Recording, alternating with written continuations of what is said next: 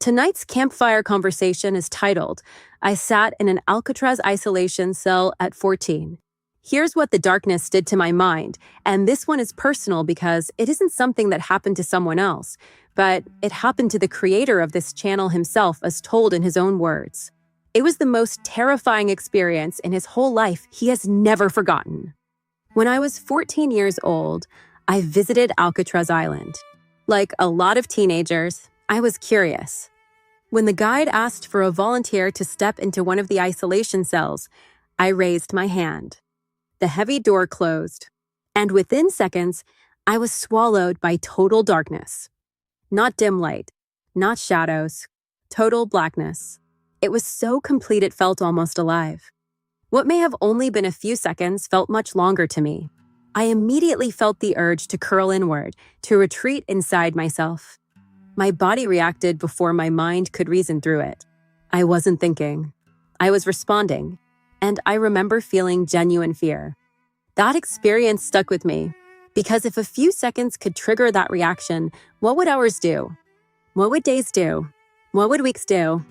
Historically, solitary confinement, especially in places like Alcatraz, was used as a disciplinary tool. The idea was that isolation would force reflection and prevent violence. But modern psychology tells us something important. Humans are wired for sensory input. Light, sound, touch, movement. These are anchors for the brain.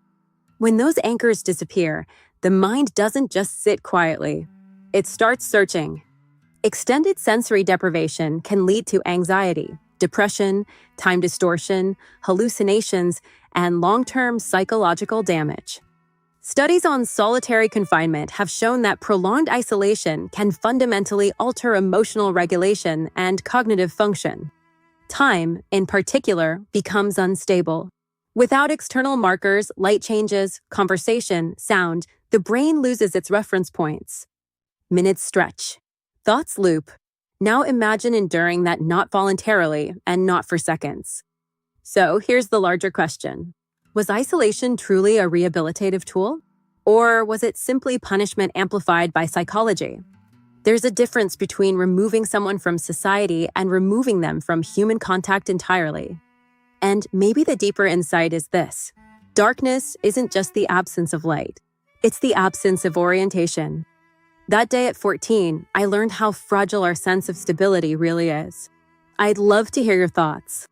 Have you ever experienced total darkness or extended isolation? What did it do to your perception of time?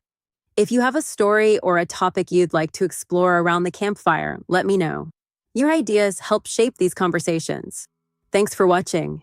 I'm Christy, and I'll see you next time.